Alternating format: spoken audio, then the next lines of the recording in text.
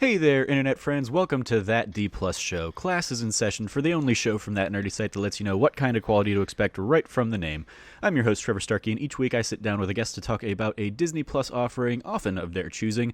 But as our mini-series of That Hamilcast episodes continues on, I just keep bringing on more and more friends to sit down and talk about Hamilton because we're about a month removed from it hitting Disney Plus now, and I'm still having a good time chatting with people. So, joining me today, we have Jazz Foster to talk about Hamilton. How you doing, Jazz? I'm okay, Trev. How are you? Doing all right. We were talking a little bit before we started recording. We're both kind of just hanging in there in this weird COVID world these days, but making things work. So, Best we can. and yeah, best we can. And we are here to talk about some Hamilton today. So, before we dive into some of that, just a little housekeeping. This show is made possible entirely by the support of our patrons over at patreon.com/thatnerdysite. So if you like the show and you can support us over there, we would definitely appreciate it. But if you can't, no big deal. The fact that you're listening is awesome. And of course, we would love it if you like, subscribe, rate, review, share the podcast with your friends, all that fun stuff. So, Jazz, to kind of kick us off, tell me a little bit, and I know some of this, just because we've talked about it and stuff offline, but for our listeners, what is your history with Hamilton the musical?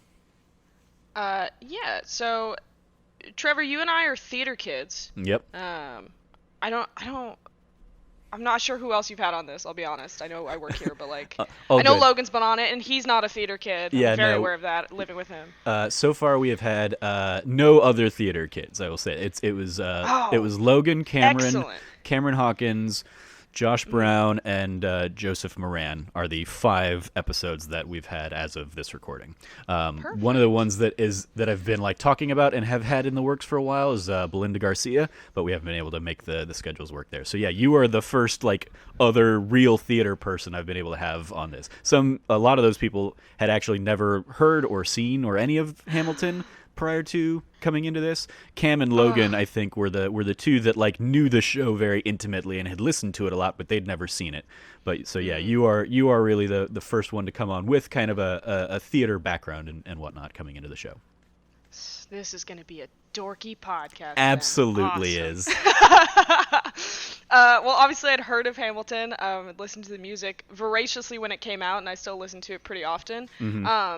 You and I have listened to Hamilton together. We have, yep. Extra Life 2017. It was, if I'm remembering correctly, you, me, Alex O'Neill, and Roger Picorni in the car. Yep. Going to the airport, singing Hamilton. Yep. And it was one of the most fun parts of that trip, which was an excellent trip all around anyway. Yeah, it was the kind of the farewell for Roger and I was you and Alex kind of drove. We dropped Roger off at the train station first, if I recall, or train or bus station, whatever it was, and then yeah, you guys took me to the airport, and then just like I don't know if it was you or Alex that was kind of controlling the radio up front, but yeah, we just kind of threw that on and randomly went through a few songs and just kind of did sing-alongs and belted stuff out together. Yeah. So we've done this before a little bit, but yeah, I mean, I'm a big musical person, so I had to be a big Hamilton person when it came out, and I was. And it was really, really cool to be able to watch it in my home, knowing that I would never, ever get to see it, certainly not on Broadway, but just generally. I mean, So theater's an expensive hobby, and I don't have money. Very true. So you had not seen it live in any kind of capacity. No, Okay. no, sadly. No, that's fair. And so far I think I'm the only one of any of the people on the show that had seen it live prior to this. I didn't make it out to Broadway to see it or anything like that, but it had come through on tour here in Arizona, and I told this story in one of the episodes. Arizona, when they brought it through on tour, included it as part of their subscription season for a season of Broadway tours coming through, which meant I was able to buy my Hamilton ticket along with 7 other shows for about $400 total to sit in the mezzanine, the lower balcony of the big Gamage Theater here in town. God damn. Which meant my Hamilton ticket alone was only $80 or something like that, compared to the 400 I had seen when I'd looked at hey, maybe I'll go see it in San Francisco or something like that, or LA or something. So yeah, it was a great deal, and I ended up justifying that savings to buy like single tickets for like $200-300 like another night, just to enjoy it a second time while it was in town. So I had seen it. Yeah, I saw it twice here when it came through Phoenix, and I think I believe it was scheduled to like come back through as like a special engagement next year, but obviously all of theater is kind of like up in turmoil right now, so I think they've probably kicked that down the road. But I will likely go see it again when it comes through town, because it is an expensive hobby, but it's one that I tend to try and make time for at least like the big shows I'm interested in seeing. So, but yeah, like even so, it was really great getting to see it here with the original cast, kind of showcasing the talent that won them so many Tonys and all that fun stuff. So yeah, I echo the sentiment of like, even if I hadn't been able to see it live, this is something that had always been exciting, and I know enough musicals to know that especially the big ones like Hamilton always had something like this in the works. Like, this was always going to happen. It was just a matter of time for like when it got released. And so I was glad we got it sooner than later ultimately. So you knew the show, you'd listened to it a lot prior to this, but you hadn't actually seen it. So what was it like, kind of the first time sitting down and watching it? I mean, it was a delight. I really love musical theater. I can't stress that enough. I miss doing it. I miss being a part of it, and so being able to experience it is always like a lot of fun for me. It's interesting. Because I listened to the music a lot. I knew all the songs, and it's interesting what you miss when you just know the music. Mm-hmm. Yeah.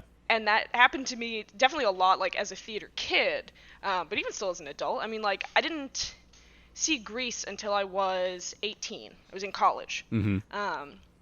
And I remember there were parts of it where I was like, Sandy's Australian? What? Like, there's things you don't get when you just hear the music. You think you know the story and you don't. Yeah. And there were pieces of that to Hamilton, and the most surprising thing for me was that Hamilton is actually kind of an opera.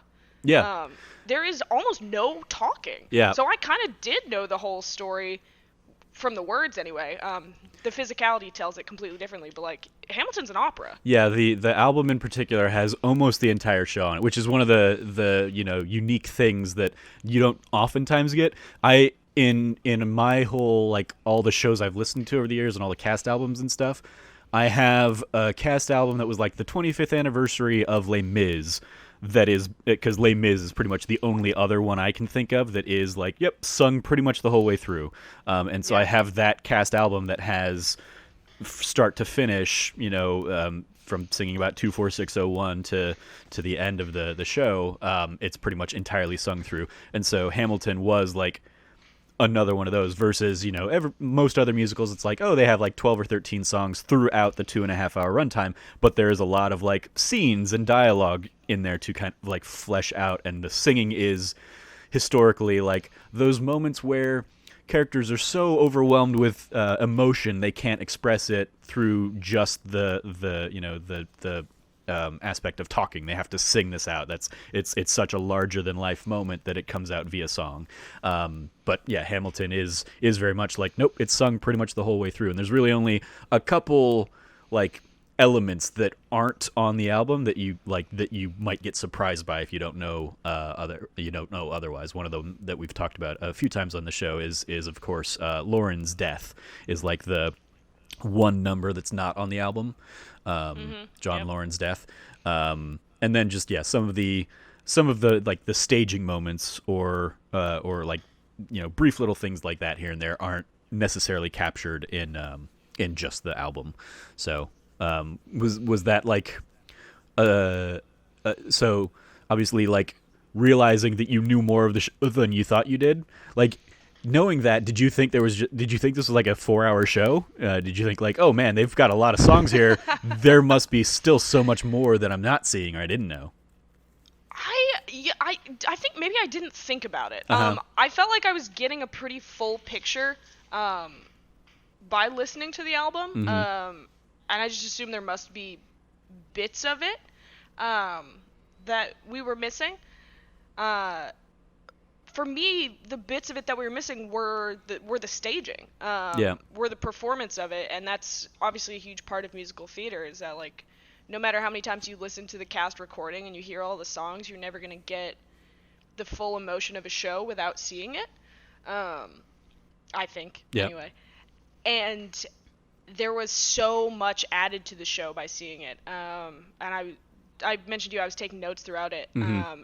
And there were, like, big pieces to it. Obviously, like, Jonathan Groff's character acting is phenomenal in it. Yep.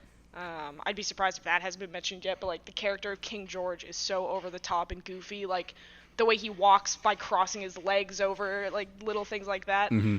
But there were little details too. Yeah, one of the previous guests had done a little bit of like extra digging after seeing the show and just immediately falling in love with it. I think it might have been Cameron Hawkins who came on and basically talked about it. It was something I knew, but it was fun that he'd brought to the table. Was that King George walk that happens is because the crown was so heavy on his head and he had to basically like keep everything balanced as he crossed down stage, and that was like the way to make it work was he had to do kind of that weird like leg over leg kind of cross down stage. So yeah, it was like fun little elements of like that yeah, you don't get that at all if you're just hearing the person singing it in a recording studio effectively. Yeah. Yeah, it's definitely something that I love people who know the show getting to see it for the first time, because I had spoiled a lot of that stuff for myself because I'd dug in and did all the research and found like these moments that aren't in the show, or I'd done like the research into like cut songs and stuff, so I knew even more of like what wasn't there in the show, and so yeah, I love people that didn't do all that extra stuff because they're not crazy people like me, kind of getting exposed to a lot of this stuff for the first time. And just like, because other things I would do was I would seek out footage of the cast performing certain moments or something like that at Good Morning America or whatever, and I would just like watch YouTube playlists of like all of the songs I could track down. Not to mention my sister may or may not have provided me with like a bootleg DVD of the show, like somebody recording it from like the balcony or something, the original cast. Sure. So like I may or may not have, depending on legality in your district, had something like that, had access to something like that. So there were definitely moments that even going into seeing it live the first time for me, I knew about, but it was still like, it's still fun, and even seeing it here now, like in the privacy of my own home, like there are so many things that when I was 300 yards away in the balcony, I couldn't see the emotions that were happening on people's faces, or I couldn't see little smaller like staging moments that are a lot more subtle. But because the camera's right there, you've got like the best seat in the house in the Disney Plus version. Like I get to enjoy and see a lot more things than I did, either through a alleged bootleg copy or through my own experience of seeing it live. Just because, hey, yeah, I didn't pay the $1,000 to sit front row or whatever. So, I was never going to be able to see everything with that much granularity. But also just being able to sit down and watch it multiple times, like, oh, I can focus on other things, like a lot of the background ensemble is fun to watch throughout the show, and they're not somebody I would have ever like paid attention to and focused on if I was paying $80 or $300 a seat to like go and see the show. I'm there to my eyes can only go so many places, so I'm going to focus on like the main characters and the main action that is kind of happening. But there's a lot of really cool stuff that is just happening like under the surface effectively throughout the show. Yeah, absolutely. So before we dive into some of the other stuff, just for those that are familiar with the layout of that D Plus show, normally we dive into a little bit of the history lesson as well as kind of the roll call of who's who in the film. Because I've done that, this is the 6th episode of the Hamilcast. We did that in like the first couple, and I don't really need to run through that same 10-minute spiel each time. So we're skipping over that. If you want to figure out who's who in this, or listen to kind of the when it came out and all that stuff. Obviously it was a month ago, but you can check out the episodes with Logan or Cameron Abbott where I dove into all of those things. And then a little bit of trivia here. We'll pick one of these out. Here's one we will dive into. Several roles are doubled between Acts 1 and 2. Lafayette and Thomas Jefferson, John Lawrence, Philip Hamilton, Peggy Schuyler, Mariah Reynolds, Hercules Mulligan, James Madison, Philip Schuyler, James Reynolds. Wait, is that right? The dad. No, that's no. Wait, no. Take Philip Schuyler. Yeah, so Philip Schuyler, the dad of the Schuylers, and James Reynolds, the basically the cuckold. Oh yeah. So yeah. So that is right. It's just some of the names, and it's not one I ever think about. But when Lin-Manuel Miranda was asked on Twitter why Peggy Schuyler joined her sisters, saying "Me, I loved him" in the opening number, he said the actress was meant to be representing both Peggy and Mariah in that moment, and that so too did the other lines "We fought with him," which could refer to Jefferson and Madison, who opposed Hamilton politically, or Lafayette and Mulligan, who fought alongside him in the war, as well as "Me, I died for him," which is obviously sung by both Philip Hamilton / John Lawrence, who dies in both acts. Named roles for other than the principal characters are played by chorus members, who often return as soldiers, townspeople, courtiers, and or slaves, often with ironies such as the slave identified as Sally Hemings returning as the woman who has sex with Philip. So that's a trivia thing that we've touched on in a number of the various other episodes, but I always love that, like the double entendre that happens in that opening number, with the characters kind of like leaning into both roles that they've played throughout. Another one that isn't on my list here, but we've talked about it on a couple episodes, that I want to know if you had seen or caught this, Jazz. The girl who plays the Bullet. She has and if you haven't caught it, it's something to like look out for next time you kind of watch through the show. She has a very interesting arc throughout the show. She is the first person to like quote unquote die in the show. After the end of You'll Be Back, she's effectively shot as like being a traitor or treasonous or something like that. Like King George finishes his number, and then this girl dies, and from then on she becomes an omen of death throughout the show. There's a moment when Hamilton is writing. She kind of, is a bullet, or shoots a bullet that goes zipping by Hamilton's head. She kills somebody in the war with John Lawrence, and then shakes his hand, and he's the next one to die. And then in the second act, when she is when Philip Hamilton is looking for like George Eaker for the duel, she's the one that tells him where to go.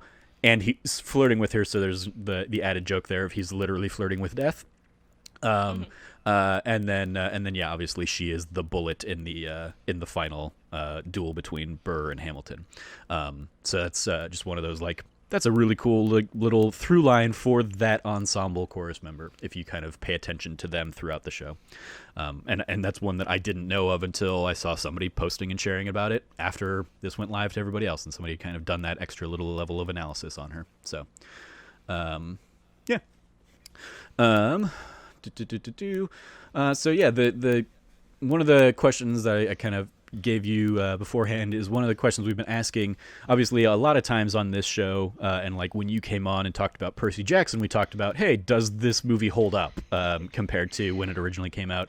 And with Hamilton, obviously, it's a new release, so we're watching it, as it's available to the public for the first time, but it's also recorded back in 2016, back around the time that Hamilton was blowing up around the world. And obviously 2020 now is a very different political landscape. So the question we've been discussing a lot on these episodes is, to you, given the context of all of the, larger than life political conversations we're having, how does Hamilton, the musical, hold up here in 2020? I think it holds up fairly well. Mm-hmm. I think it has some missteps that I'll go into. On the whole, I think it does a very good job of making some good political points, but delivering them well. I remember the first thing I noticed, like immediately, the very like the intro scene or sequence or whatever. I realized that, like, the cast of Hamilton obviously is like 90% non-white. Yeah. And that was kind of the point. I didn't realize that. I knew that going in. But I realized that, like, it's not like it was shocking. Mm-hmm. Like, I didn't see it, and I was like, oh, that's jarring. And then I was thinking about it. It was like, actually, it always looks weird when musicals go for the token inclusivity thing. Mm-hmm. And I was thinking about like I've watched a lot of videos of like the cast recording Legally Blonde because I have questionable taste in musicals, and that's a great musical actually. I stand by that. Yeah. But there's like one sorority sister that's black. Yeah. One of the And chorus always, members. Yeah. And it looks so weird because she's very clearly the only person in the whole cast that's not white. And that stands out way more than having a cast that's mostly non-white. So I think, like, obviously it was a hugely important thing to do at the time, and it's still hugely important. But the most important thing about it to me is that it makes the emphasis that, like, that's not weird at all. And it shouldn't be treated like... It should have been done long before this, but, like, it's not a strange thing to see. Obviously, this is a musical about politics, and I think that it does a pretty good job of displaying them. And there are some moments in it that, like, we should perhaps be learning lessons from. You know, there's... I definitely had notes about it. The song where Hamilton and Burr are both singing about how they're creating a new nation that their children can grow up in. Yeah. And they don't agree on anything, but they both have the same ideals. That's a very relevant idea for today, and it's something we should be learning from, and we're not. I don't think. Yeah. Yeah, I think on the whole, Hamilton does a very good job of being relevant and, like, woke, maybe.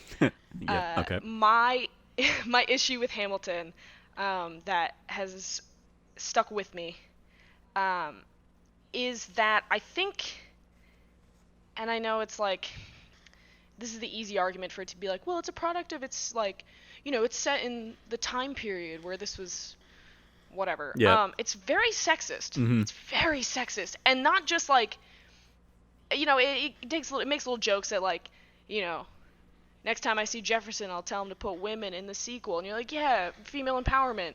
But Hamilton, they're like, he's a horn dog. And that's fine. You can be a ladies' man. But then he talks about deflowering the hot ones. And that's less fine. Yeah. Maybe.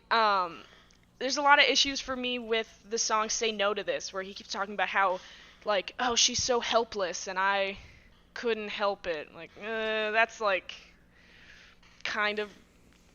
It's just all very questionable to me. And then, you know, Reynolds says something about his whore wife, which I don't like. Jessica Cogswell, who is over at Uppercut, she had a tweet that stuck with me last month, like right after this came out. And I have it pulled up. She tweeted, I had this thought while watching about Hamilton. Cutting out fuck but keeping whore feels like a truly wild choice to me. And I could not agree more. You know, and cutting out fuck is the issue of PG-13. It's like, well, you can only swear one time, so you got to make it count. And the Deadpool rule or whatever.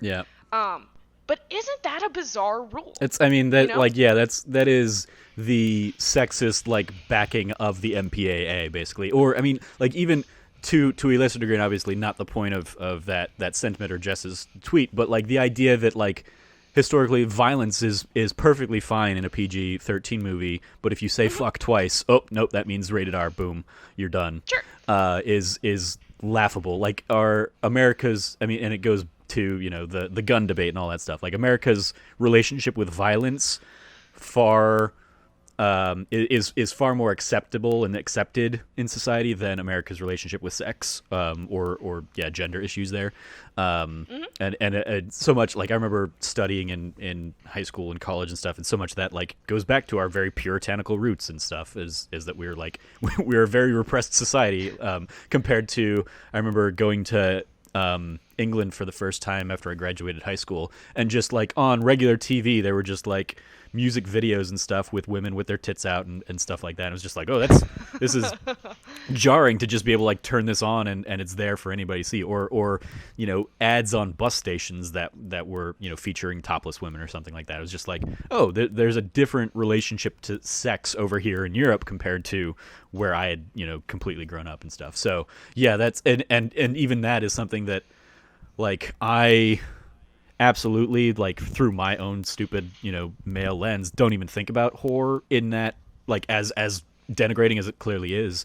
It is something that I absolutely take for granted versus, fuck not being in the show more than kind of once, I guess. Because even there, like, it's in the show sort of 3 times, but it gets edited or cut off every time. So it's like they didn't even use the one that they had, really. Yeah. But yeah, that is absolutely a solid point, is that the just inherent misogyny behind, that being in there is unfortunate. And thank you to you and via you, Jess, for kind of highlighting that. And bringing like my awareness to like, yeah, no, that's absolutely right. That's totally fucked up. What the crap, Lin-Manuel Miranda. And it is it's interesting because we talked about it in one of the other episodes. Because like I look at the show and I'm like, obviously, yeah, for the time and founding fathers and stuff, just it doesn't have many women in it. But the women that it does have, especially in Eliza and Angelica, at least, are, very strong, powerful women that aren't afraid to say what they think to, the men of power in this world. Mariah definitely gets the short end of the stick there, / Peggy. And it's interesting because Say No to This is one of the songs that we talked about in another episode that, like, even when I would listen to the show, like, I pretty much always skip over Say No to This, and it's for a myriad of reasons, one of which is, like, I just don't necessarily enjoy the song's elements to it, although I do love that it ends, I don't know if you've listened to or heard the show the last 5 years, but it ends with a direct pull from that show, which you, as, like, the other musical theater person, are, like, the first person that I know that might get that reference, might have gotten that reference. Did you know it? Yes, yeah. I did. Okay, excellent. Haha. Which, again, like, even that is, like, the song that it's pulling from, Last 5 Years, is another show that, like, when I have a different relation to it now in my mid-30s than I did 10, 15 years ago when I first heard it in college and stuff, was like, yeah, like, Jamie is a starving is an artist who's, succeeding, and Kathy is, constantly, being a shrill shrew to him or whatever. And it's like, no, like, Jamie is absolutely, like, the worst of those two characters in that show. Oh yeah, Jamie was always the bad guy in that show. Yeah, exactly. But, like, in part maybe because, like, oh, that's the role I could see myself playing, so I want to, humanize and empathize with him or whatever. And him sleeping out with the other woman in Nobody Needs to Know is like, oh, that's a flaw in his character, but it just shows an extra layer to him or something. And it's like, no, he's absolutely being an asshole and not a great partner to his wife, and there's no excuse for that. And like reading into and finding out a little bit more about, like, Jason Robert Brown and stuff, and just kind of, like, a lot of his stuff and how semi-autobiographical that show is. It's like, oh yeah, there's a lot there that I look at now differently, as I've thankfully, hopefully, grown up and matured a little bit compared to when I was just like, oh man, these songs are so good and I would love to play that role or whatever. But yeah, like, Nobody Needs to Know is one of those songs that I would sing endlessly. So when, like, it comes up at the end of Say No to This, like, the first time I heard that, I was like, did he just, I'm pretty sure that was a deliberate choice. That was really cool, and I really like that. I've talked about, like, I didn't get a lot of the, like, the hip hop references throughout the show, but I got a lot of the theater ones, and that was, like, first and foremost. I was like, yeah, that's Jason Robert Brown, and especially because like I look at Jason Robert Brown and the last 5 years as like you have, like, he's not, like, top tier, he's not the most superficial of Broadway shows, so, like, you have to really know theater to know the shows that he's done, compared to, like, oh, it's a Andrew Lloyd Webber show or it's Wicked or something like that. Like, sure, he's not the biggest name. Yeah.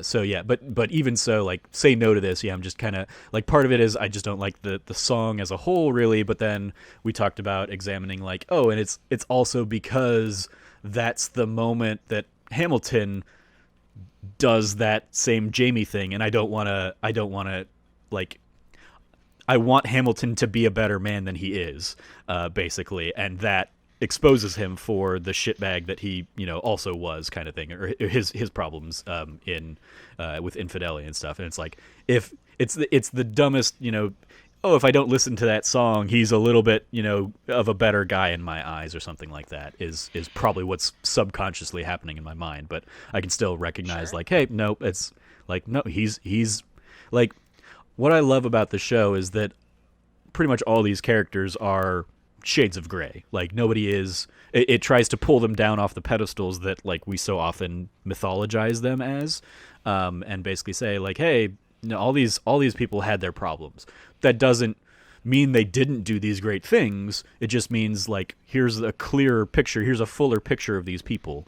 And because I mean, like, going into this, I had never, like, Hamilton was very much like an afterthought in terms of, like, the founding fathers. I didn't know much about his life, but I definitely didn't know that he was, like, part of this big sex scandal, and that kind of ruined his political career. And that, like, because those are the things you don't really get into when you're learning about American history in, like, 11th grade or something in America. Again, because sex, no, we can't tell the kids of the sex, so that stuff gets conveniently left out of the history books and stuff. So yeah, but I fully appreciate kind of the, like, resistance to say no to this, and how it is, like, a troubling song. Yeah. Any other elements, kind of either related to the misogyny of the show or whatnot, as you kind of pointed out, like, or as we both kind of touched on, I think, like, it is that weird, like, yeah, it's a product of its time, so you don't have a myriad of, like, other strong female characters to include in this, which is unfortunate, because it still very much ends up being another problem that a lot of Broadway shows have, where it's, like, very male heavy, male dominated cast, which is unfortunate. Yeah. I just had this as a note about Say No to This also, because it's the only thing that Mariah's in. She's wearing red, which is obviously, like, supposed to be, like, the color of the seductress or whatever. Yeah. But I found it interesting that it was also a direct parallel to Angelica, because in the first, like, half of the show, all the sisters are color blocked, and Angelica's red, Peggy's yellow, and Eliza is, like, green-blue. Yep. And that kind of progresses as it goes, and Eliza becomes more blue, and Angelica gets, like, more bronzy almost. But Mariah wearing red is the parallel to Angelica wearing red in the beginning. Because Hamilton always wanted to fuck his sister-in-law, which kind of leads into this point, and I'm so glad you brought up that Hamilton is, like, it's all shades of gray, but Alexander Hamilton's maybe not a good guy. Because he's not. Yeah. And I think, it's good that there were no punches pulled, and that, like, we're given a fairly honest reenactment of history, and that it doesn't shy away from the dark parts of everybody. But Hamilton is, like, he's not a good guy at all. Yeah. And seeing the staging drives that home for you more than just listening to the songs. But, like, you see, like, the detachment in him almost. Like, I've written down, like, when he is singing, he's deciding to write the Reynolds pamphlet, and he says something about, I wrote Eliza love letters until she fell, and he has, like, no emotion about that, because he didn't need her. He just wanted her to fall. Like, he didn't need it to be her. It was a whole, like, I don't know. Hamilton's just not a good dude. And that's, I think, hammered in. I think part of the sexism that he displays, like, hammers that in more, because you have some other characters that, like, kind of brag about their conquests. Yeah. And that's, like, I wouldn't ever call it cute per se. But, like, even he's one. They do it better than him, though. Like, Hercules Mulligan, like, kind of jokes about it, about, like, 4 sets of corsets. Fucking your sisters and your... Yeah, there you go. Yeah. But it's, like, a very bro-y, like, a frat bro thing, and, like, Hamilton's son does it at the end, talking about, like, his smarts aren't the only thing that compares to his dad. Yeah. But neither of them go so far as to, like, really degrade women in the way they do it, and Hamilton does. Yeah. And that draws the line for, like, where he is. He's a worse person than them. He's a worse person than a lot of the people in the show, despite all the good things he accomplishes. Yeah, and they definitely try and, like, I mean, they introduce the idea as a joke in the Martha Washington named their feral tomcat after him. That's funny. And so, yeah, like that is the first introduction we get to the idea that Hamilton is a player in that age or whatever, before he settles down there in, I want to say it's in A Winter's Ball. And there are one of the things we've touched on a couple times is the dramatization of a lot of the show. It's not, a one for one kind of faithful retelling. There's in Ron Chernow's book, there's like maybe hints that there was like a flirtation going on between Hamilton and Angelica, but realistically, Angelica was married when they met, so it was never necessarily like on the table that like the love triangle aspect is much more a product of like more interesting and compelling theater than it was necessarily like supported in history, but it is pulling in elements of Hamilton to he because Mariah Reynolds probably wasn't the only affair that he had extramaritally and that kind of stuff. So it is pulling in elements of that and condensing it and combining it into characters. And so the idea of Angelica being like the mental match for him versus Eliza being like the emotional match and support that he needs is I think Lin-Manuel Miranda basically saying like here's an interesting like level to play with some of these characters to give them a little bit more to do to give them like another subplot to kind of explore, and also helps set up the dichotomy of Angelica's approach to things and Eliza's approach to things and how Hamilton will interact with both of them.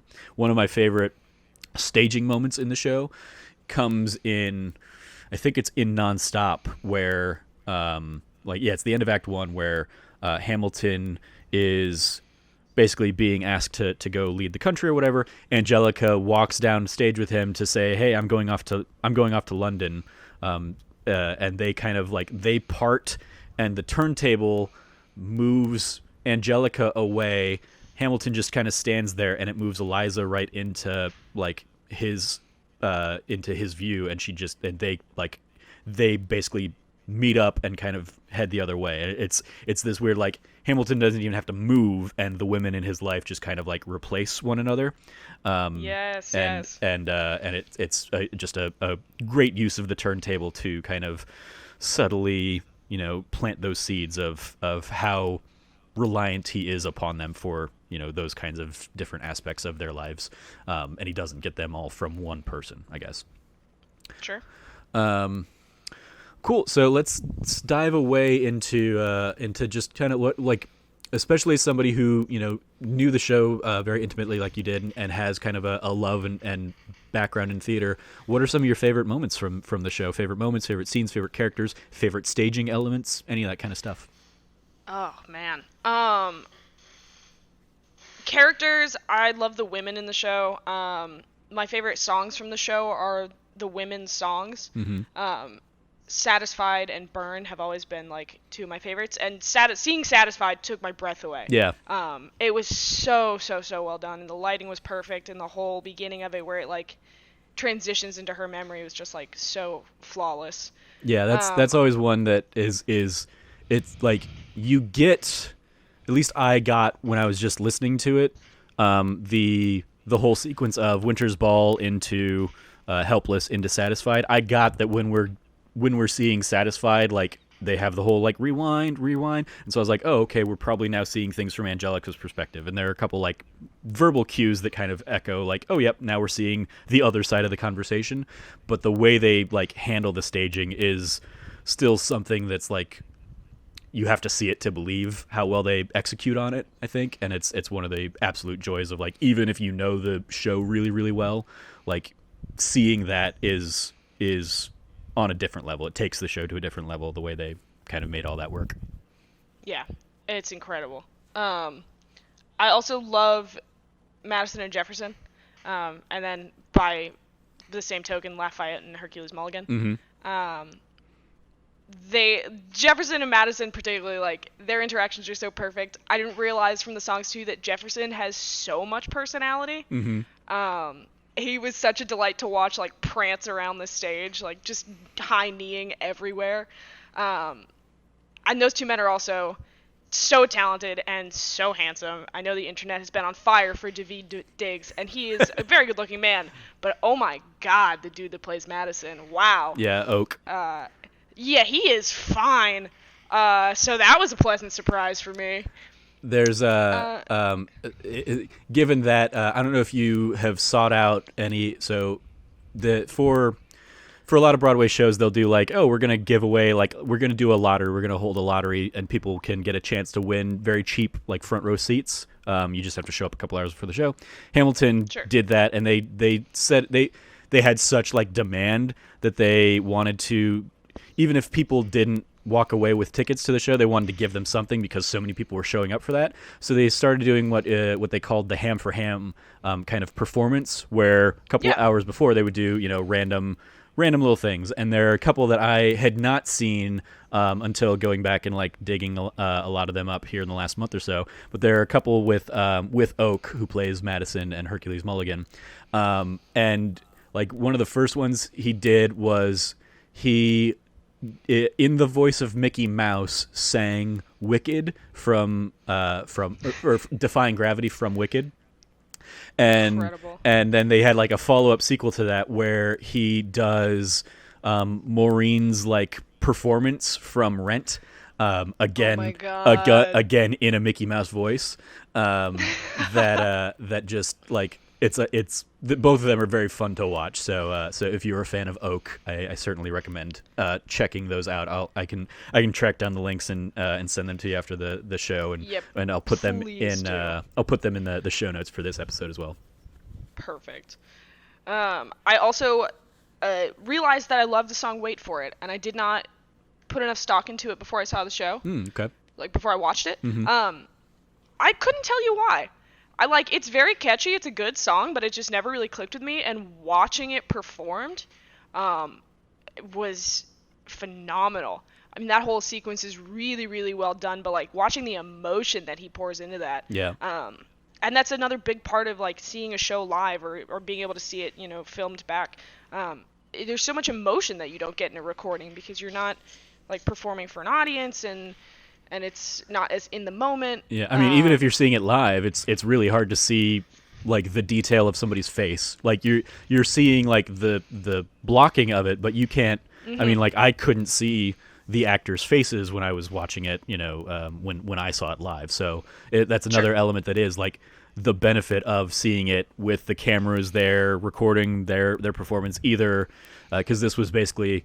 They recorded a couple of like live performances, and that's why you get like some audience reaction. But they also recorded this like in between, like the Sunday performance and their Tuesday performance. So they took like Sunday evening, all day Monday, and then like Tuesday before they brought the show back to do like pickups and kind of close up shots and stuff like that. And Wait For It in particular has a lot of those where it's like. There's probably no audience there for a lot of his moments, and they're kind of like feeding that in from other performances. But the getting to be there, like right on stage with him for a lot of that stuff, you get to see Leslie Odom Jr. in a way that most people wouldn't have gotten to see. Yeah, it's interesting because Wait For It has from very early on been one of my very favorite songs from it. So I love hearing like, oh yeah, I didn't really like it, but it really it really spoke to me this time around. That's a cool little change, I guess. Yeah, definitely. Any other? Burn. I mentioned Burn's like one of my favorite songs from the show, mm-hmm. and it is so well done, and you do get so up close and personal watching Eliza stay so strong as she's breaking down. But that one is incredible. I love that she actually sets the letter on fire. And I was reading something about like they use special like flame paper that like will only burn for 2 minutes, so it would burn for the length of the song, but then go out, so they didn't have to worry about mm-hmm. setting anything on fire. And it's little elements like that really like make the show. Yeah, there's so I have the book Hamilton the Revolution, which is it's a book I often reference on these shows.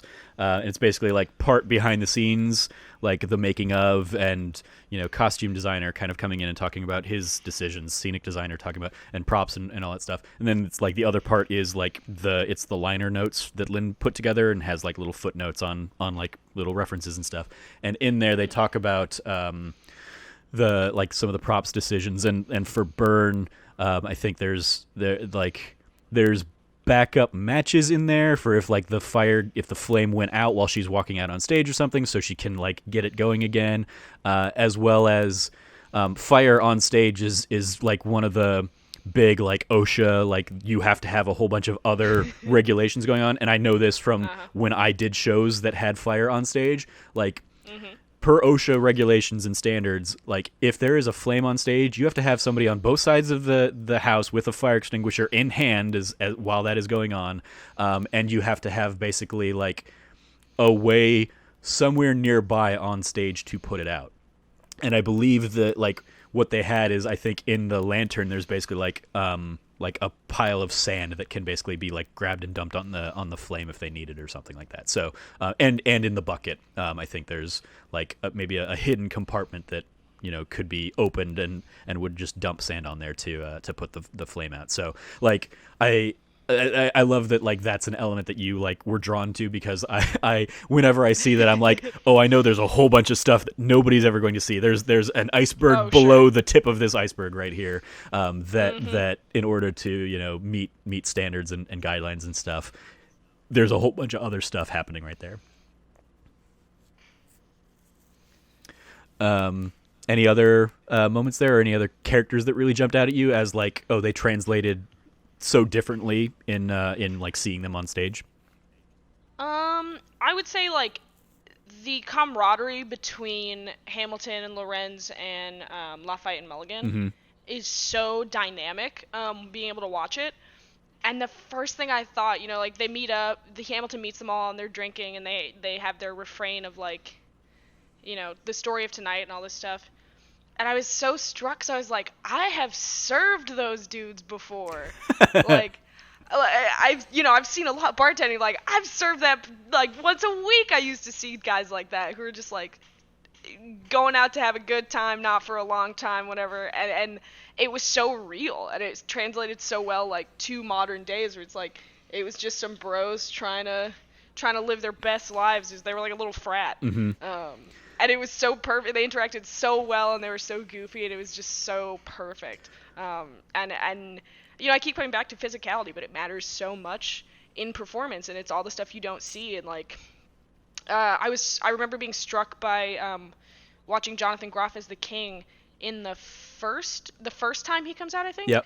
And he's like drooling and spitting on himself as he sings. That is so hard to do. It's like it sounds easy because you're like, yeah, you're just like drooling. No, because the urge to wipe your face. Oh, like, yeah, it's so difficult to commit to that, and he was so all in with just looking like an absolute frothing lunatic. Yeah, well, he talks about like he's just always been a very wet performer. He's always just so in it, and yeah, the spit and saliva is going out, and yeah, that was one of the things we talked about. I think in like the first episode with Logan, that like jumped out at me is like any other version of this, they would like do another take where that doesn't happen, and it would be like a cleaner look and whatnot. And yeah, that might be the experience that like the audience was getting, is him just frothing at the mouth. And they've talked about like Alex Lacamoire, who's the conductor and the music composer, like he jokes about he constantly got rained on throughout the show because of Jonathan Groff just being a very spitty kind of performer. But yeah, absolutely the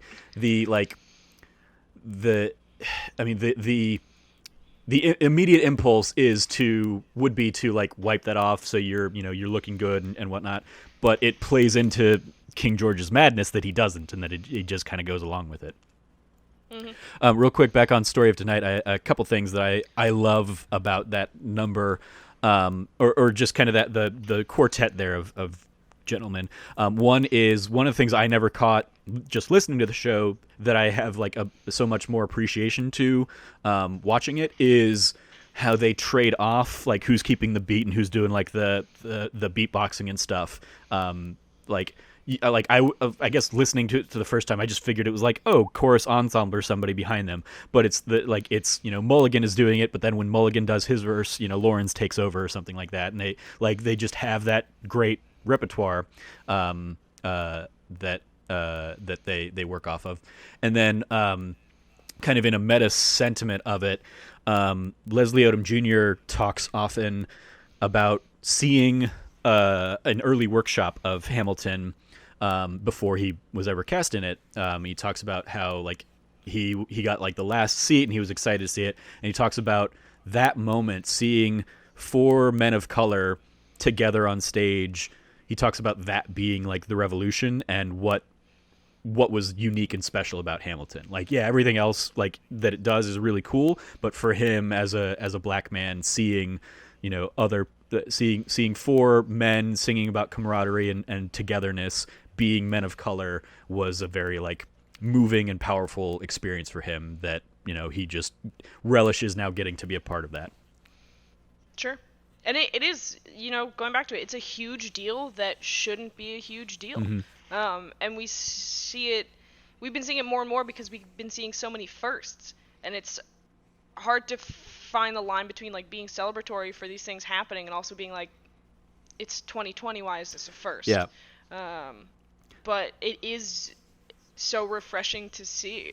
It's so nice, and it is so normal. Like, it should be normal. It doesn't look bizarre or unnatural. It just looks like the world we live in, and I don't know. I think it's great, and the cast was outstanding. Yeah. So how could you ever complain, because the talent is so incredible that, like, it shouldn't matter what they look like. Agreed. Yeah. And it's one of the things I talk about a lot is that as somebody who like studied theater and performed for many, many years and stuff, like the arts in general have especially Western media, so theater, film, TV, all that stuff, even literature has been so heavily dominated by white men's stories that that it's great that we live in a time where that's finally breaking down and we're getting to see so many more other stories. And even this is, you know, at its core, it's a story of a bunch of white men, you know, leading the country or whatever at the beginning. But the fact that they're telling it through the lens, as Lynn will talks about the show, it's the story of America then told through the lens of America now. As like, it's absolutely a powerful experience to see that. And, you know, I talk about, hey, yeah, when they open the rights up to this at high schools, there will absolutely, like, Saguaro High School that I grew up and went to, that was probably like 90% plus white, is absolutely going to do the show someday, and they're not going to have a very, you know, ethnically diverse cast to do it. So there's going to be a lot more white people in the show when they do it compared to, you know, what other schools would do. But the fact that you know, very predominantly schools with people of color will be able to also do the show is just a really cool other element that I think is going to be really great. And the fact that, like, kids, especially because they put this on Disney Plus, the fact that kids are growing up now with this in the same way that I grew up with, like, Aladdin or Little Mermaid or something like that, and this is the show that they're going to, you know, have their kids or have their parents play on repeat for them. I mean, there was a video that went viral with this little girl of Asian, maybe Korean kind of descent, that saw Philippa Sue out there as Eliza and was like, "That's me, that's me." And it was, you know, just a very heartwarming kind of, like, yeah, seeing yourself on stage matters. Seeing yourself in the episode with Joseph Moran last week. He's I believe part Puerto Rican is what we talked about. And he talked about seeing himself up on stage and how powerful of an experience that was, even though he's not like a theater person or anything like that. It was like he said, if he had seen more of that kind of stuff, he might have been more into theater growing up. But, you know, predominantly it's like, oh, yep, here's a bunch of white guys playing Jersey Boys or something like that. Or here's, you know, the almost all white cast of Mamma Mia for the, you know. You picked the whitest musical, by the way. Jersey Boys could not be white. Exactly, right? I mean, like, it was deliberate. And I also specifically picked, not that I think Joey Noel listens to the show, but I picked two of Joey Noel's favorite shows in Jersey Boys and Mamma Mia. But yeah, it's definitely like, that is, it shouldn't be a thing, but so often bringing in people of color into their shows, it's like, oh, okay, yeah, if we want to do, you know, people of color on Broadway this year, it's because they're doing a revival of The Color Purple or something like that. It's sure. And Once on This Island made a comeback. Exactly, yeah. Versus now this is going to hopefully open up casting and realize, like to one of the points you brought up earlier of like people of color in shows historically, like, so much of classic Broadway and, the big Broadway canon that often gets brought back for revivals or is often done in community theaters or something like that is stuff like South Pacific or The King and I or whatever, and those representations are from such a different time and are so racist, especially through like the lens of today, Oh God, yeah. that they are so troublesome. Miss Saigon's another big one. To perform and not address those elements head on. Like I remember seeing a production of Anything Goes, I don't know, 5 or 6, probably like 10 years ago now or something like that, at Phoenix Theater here in town. And it was a show like I didn't know, but like I knew a lot of the songs and stuff. And watching that show and just like the very racist caricatures of, I want to say, I think that one has has a very Asian stereotypical character, was just like, oh, this is not good. And so often like the unfortunate truth is like to get good representation of those characters, it is like, oh, well, that's what the show is about, instead of just like, hey, no, this is just another character in a story, and it's not like a white or black story. But so often like the really good black roles are in stuff like the Scottsboro Boys or something like that, and it's because they're trying to tell a very black centric story.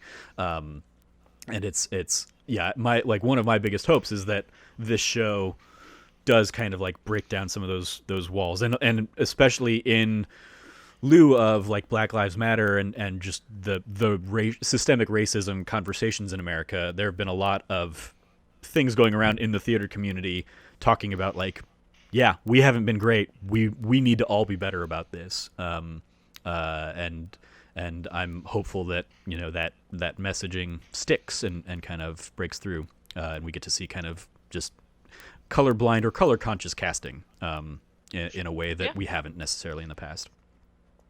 Yeah, I mean, I choose to hope that Broadway is hurtling towards a renaissance, especially with the popularity of Hamilton and with the proof that you can have, a show that sweeps the world, not just the nation, that isn't led by a white cast. Because Broadway has a lot of issues, and I love musical theater. I know you do too, and you want to support the things you love, but it is so inaccessible to anyone that's not wealthy and anyone that's not white and upper middle class, and there is no representation. And I hope that we're, with the putting Hamilton on Disney Plus, I hope that we're going to see it become more accessible to people who don't necessarily have the funds to go to live shows. And I hope that we're going to see not only more diversity in casting, but like just in the shows that we get to experience and that people are writing. And, in between turning subpar movies into decent musicals. I hope we get some really good original stuff. Looking at you, Bring It On. Bring It On. Lin-Manuel Miranda wrote some of the music for Bring It On. That doesn't make it good. I mean, no, it doesn't. But like you did point out, like Legally Blonde has some really good stuff in it. So like, but yes, that is Legally Blonde is very good. That music is, I'll die on that hill. That music is fantastic. But that is, I was going to bring that up of like, it's the world of two Broadways or whatever, because like Broadway can have this phenomenal breakout hit like Hamilton here, but so much of Broadway in recent years has been just like the movie industry has been like, let's remake things that people know.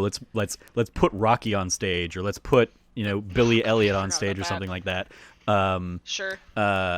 And so it's like, I mean, what the Tony Award winner for, I think last year was Tootsie or something like that. Right? Is that the Dustin Hoffman like movie where he? Yeah, it sounds familiar enough. I think you're right in that. Yeah, and it's like, yep, that's. So like, but at the same time, they tell interesting and compelling stories like Fun Home about Alison. That's a great show. Yeah, Alison Bechdel, kind of her upbringing as coming to terms with her sexuality, with her father's sexuality, and growing up in a funeral home kind of thing. And it's like, when Broadway takes risks, I'm very excited for Broadway, and then when they don't, I'm like.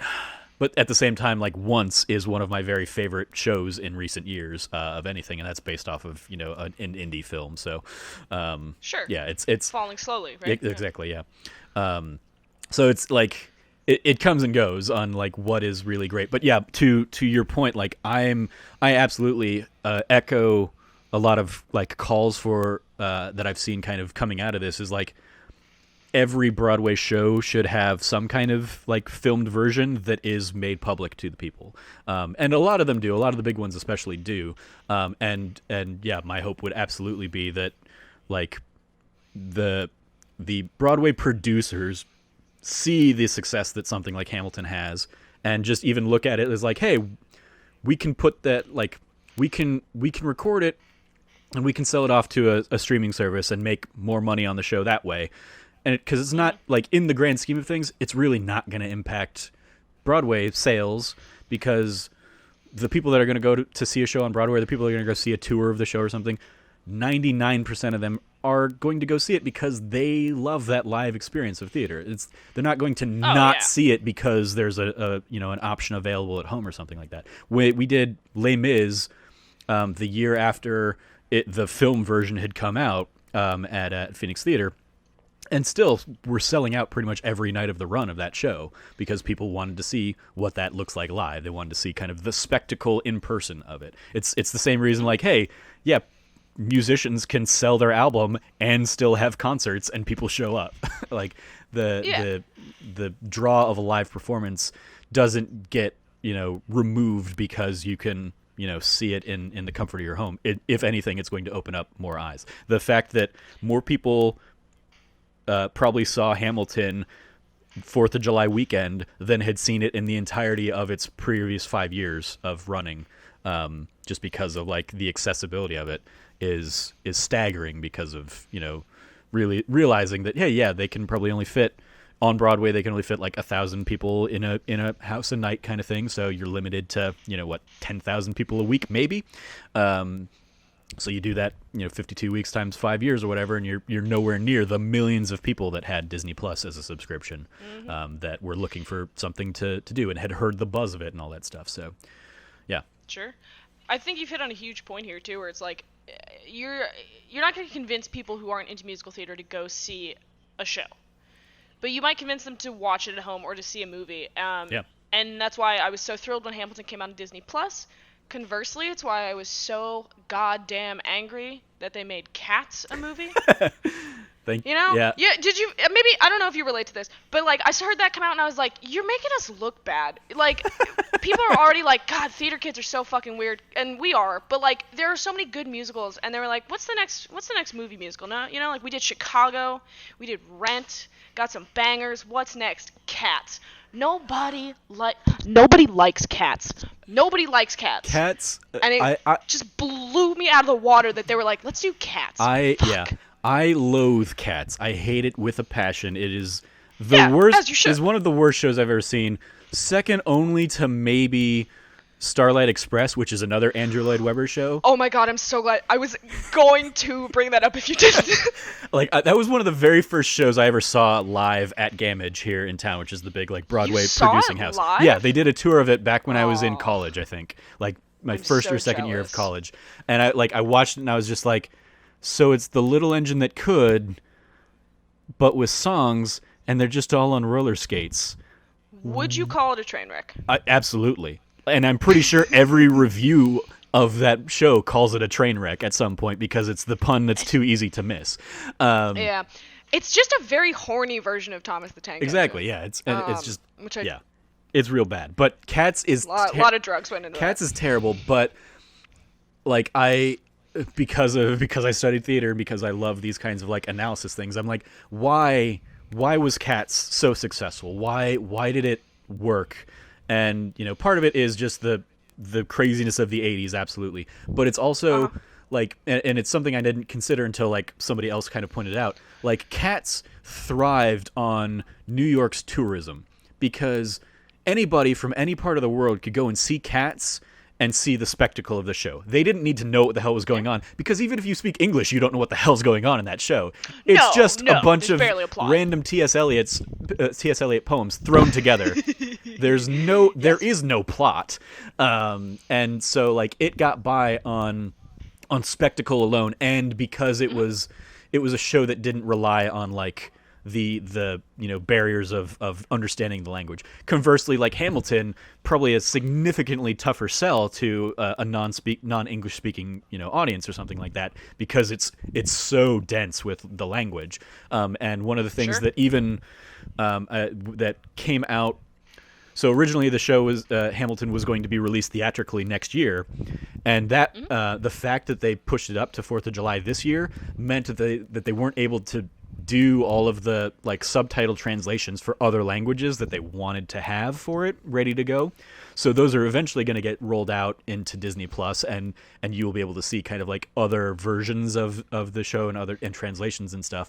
But that's definitely one of the things that they've had to be incredibly like kind of sensitive to and thinking about, is taking that show to other languages, because one of the things that Logan and I have touched on, I think, either off air or might have been on here, is the density with which Hamilton's like lyrics and whatnot happen. If Hamilton happened at the speed of any other show, it would be a 4 to 5 hour show.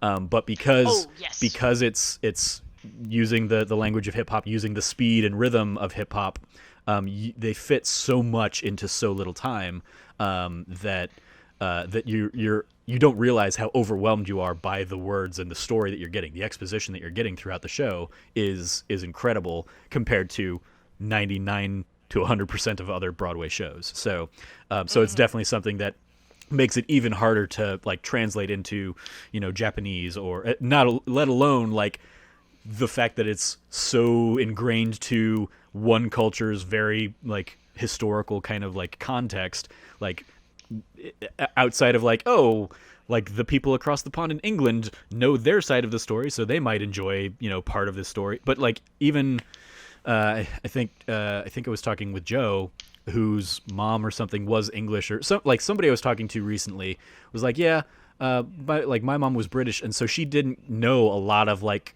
the American Revolution history, because it's not told as like the founding of England. It's just another one of the colonies that England lost, basically. Sure.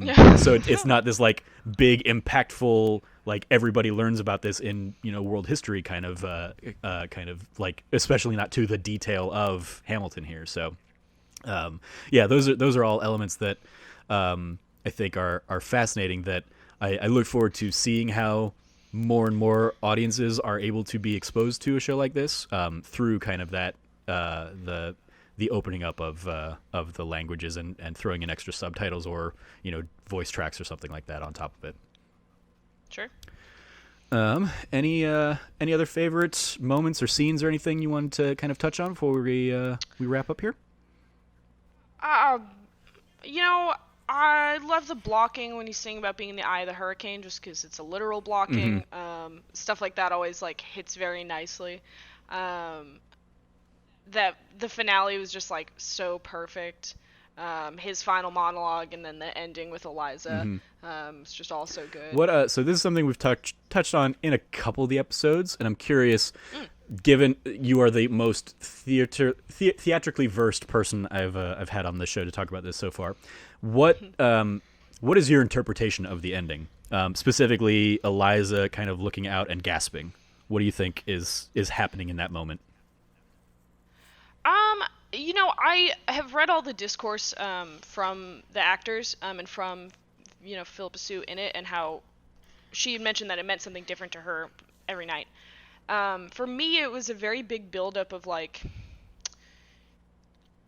it felt like all show Hamilton was just using Eliza, and he certainly loved her, but she was also an emotional crutch, and she was sort of easy to, maybe not manipulate, but easy to use.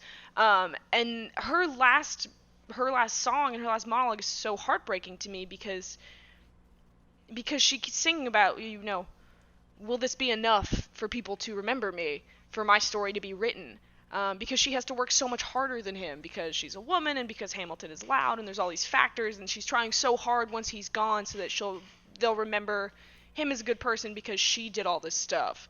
It's like the woman behind the man, working twice as hard for twice as long. And so at the end of that, her gasp, like, at first it was like to me, it was that she was seeing that she was remembered. Not even necessarily that he was remembered well, but that like everything she did was worth it, because the story was told. That was what resonated the most with me. And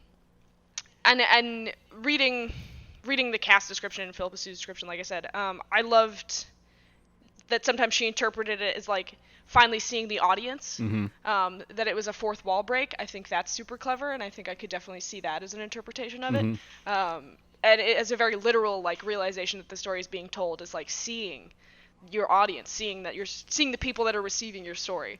I really liked that as an interpretation. So yeah, I hadn't done, or I have not looked into any of that, like the discourse that's out there on that, but that is more or less in line with like my reading of it, and it's something again that like I have, even having seen the show a couple times, like I didn't get that until watching it on Disney Plus the first time and just seeing the emotion, like the flood of emotion kind of come over her face.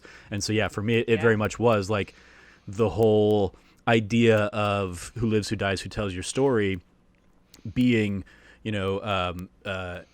like every other founding father's story gets told, but Hamilton hadn't been. Like Hamilton was a figure who had been, largely lost to time compared to these other, Goliaths around him as the founding fathers.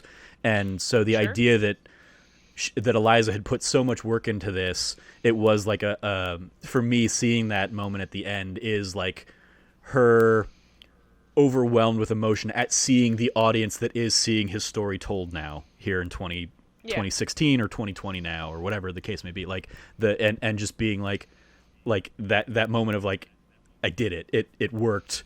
Like I like that's how I interpret it. And I love that.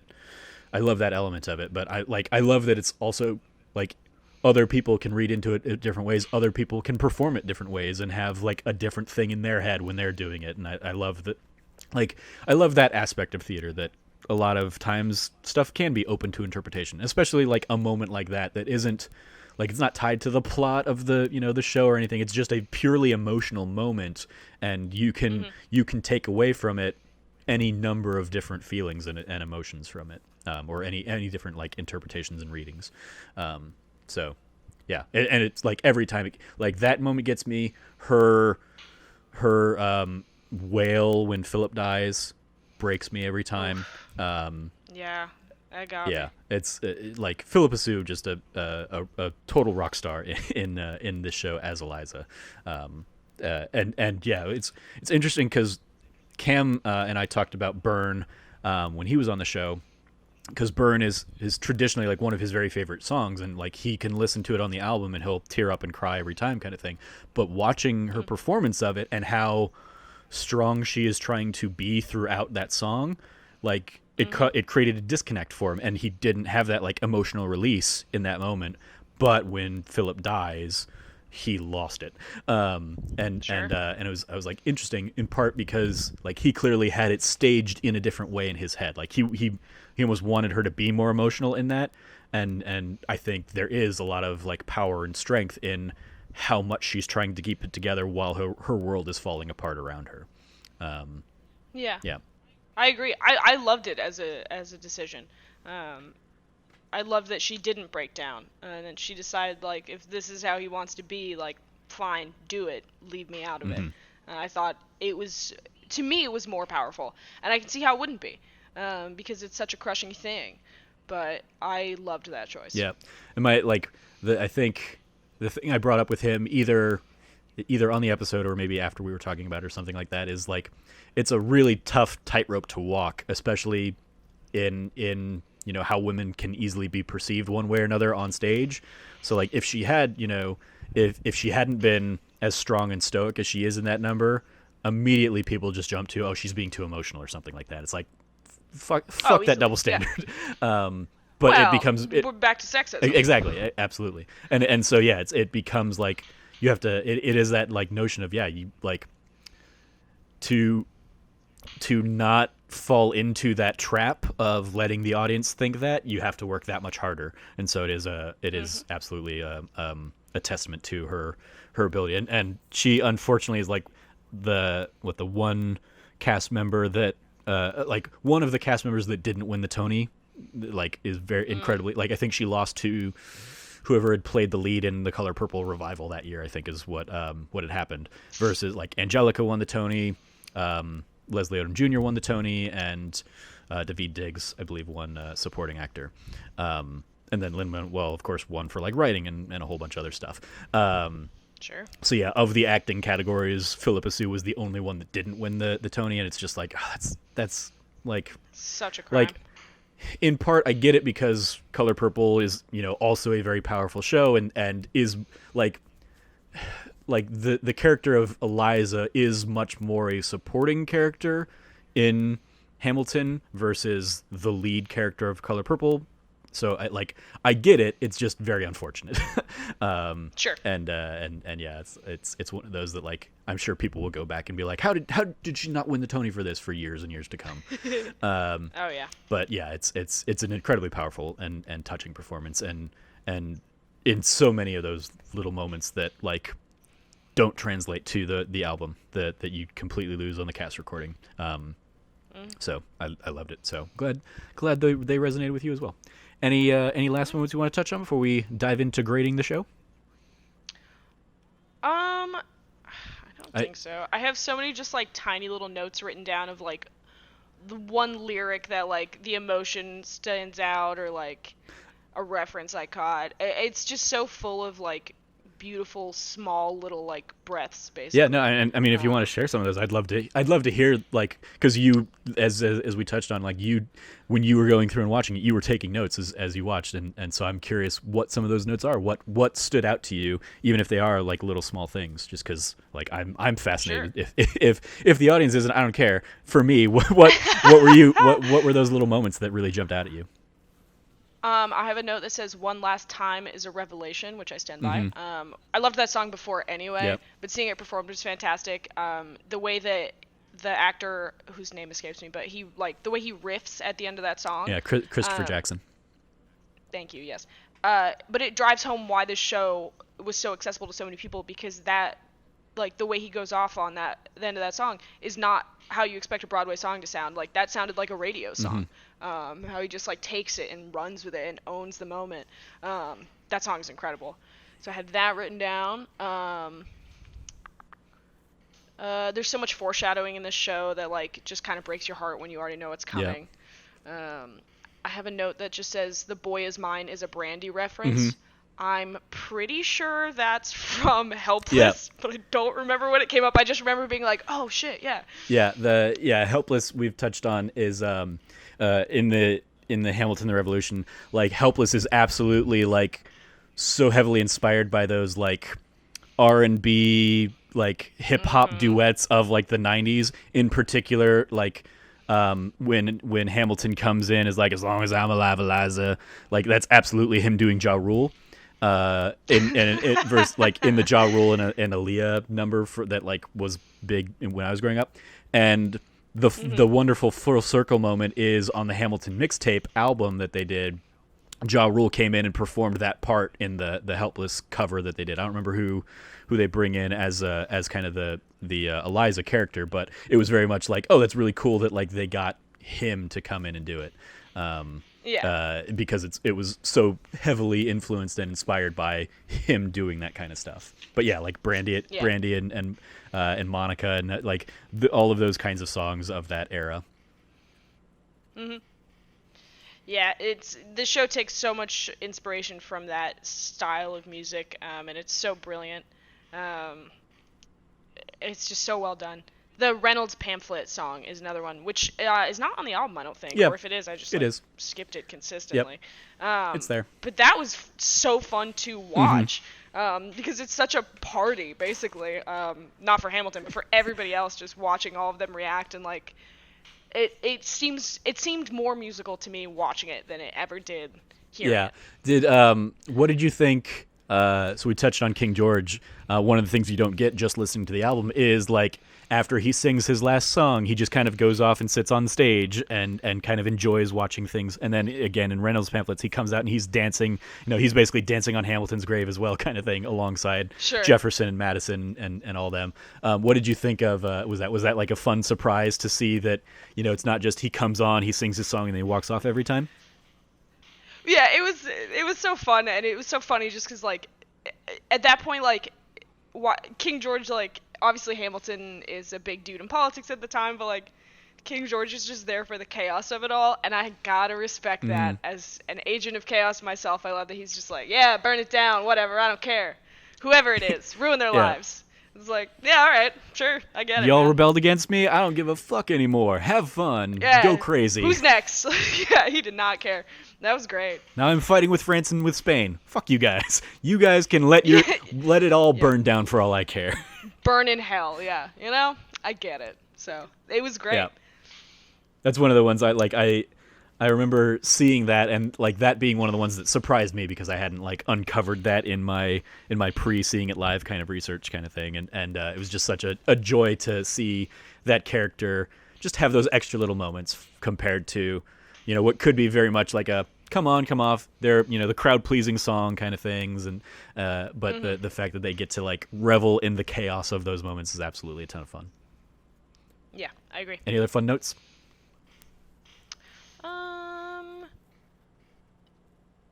I have some lines written down that I thought were great. Obviously, everyone loved "Dying is easy, young man, living is harder." That's a brilliant line, and there's some really brilliant lines in this. Yeah, and that gets echoed a little bit with like, "Winning is easy, young man, governing is harder." Yeah. I loved, and again, this is something like, I don't know if it's in the recording and I just didn't notice it, or if it's something that didn't make it, but like, they do Still Alive and It's Quiet Uptown, which as like a sequence just completely tore me down. It's so emotional, it's so fraught with just like despair. And then like Jefferson pops up and he's like, "Can we get back to politics, please?" And it's such a good, like, lightens the whole mood, and I was like, wow, I feel great now. That's definitely on the album. Such a perfect line. I will always like the election of 1800 is one of those like random numbers that just like constantly will just randomly pop into my head, and it always is like I'll just be walking along and I'll just be like, "Can we get back to politics, please, yo?" And I'll just kind of go into the song from there. It's so good. It's so good. So that was great. I loved the irony, because obviously Hamilton and Burr are so like at odds the whole time, and they're supposed to be foils. And in the end, when they're like politely kind of digging at each other, your obedient servant. Somewhere in A. Burr. Somewhere in there, Hamilton makes a point of like, you stand only for yourself, where it's like, I know what Jefferson stands for, and I hate it all, but at least I know what it is, which is a good point. But it's so funny here, like, you stand only for yourself, but he's made that clear the whole show that, like, that's kind of what he's about, too. And so the irony of that moment, I think, is really beautiful. To me, anyway, because you see, time and time again, he's rejecting his family and the people around him because he can't throw away his shot and, like, his chance to be in history and to be something for him. Yeah, his legacy. And that's exactly what Burr was doing. Burr was just trying to be, like, more patient about it, and he finally does the Hamilton way, and Hamilton's like, "Nah, fuck you, you're so selfish, whatever. Like, I don't like." I mean, like there's the great irony there being that the entire show, Burr's whole sentiment is wait for it, and Hamilton is constantly, "I'm not going to throw away my shot," and then when he throws away his shot, and when Burr acts, that leads to Hamilton's death. And Burr's like ruining his history, or who tells his story, whatever. So, yeah, brilliant stuff like that. That covers most of my notes. I have in here, and this is actually probably a good question for you, since you're also a theater person. Often I find that, like, the difference between... there are many differences between a cast recording and a live show, but one of them for me is that like singing will often suffer in a live show for the physicality of like the dance and the blocking and also the emotion within it. Do you think it suffered here, or do you think it benefited? I think it benefits more than it suffers, especially like given just the talent. Excuse me, the talent on display. Like the biggest thing that was jarring to me that we touched on, I think, back in Logan's episode was, I, after listening to the album for years and years and years, I was not aware that Leslie Odom had like such a pronounced lisp.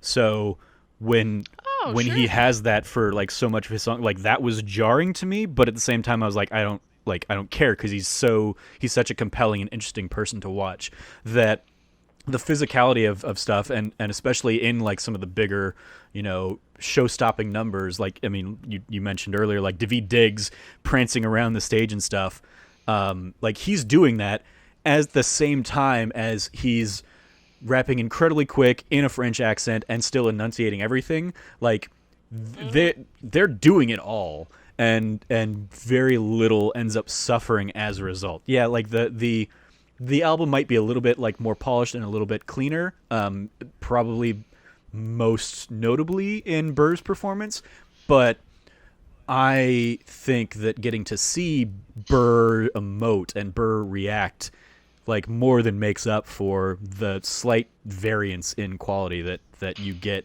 from album to this.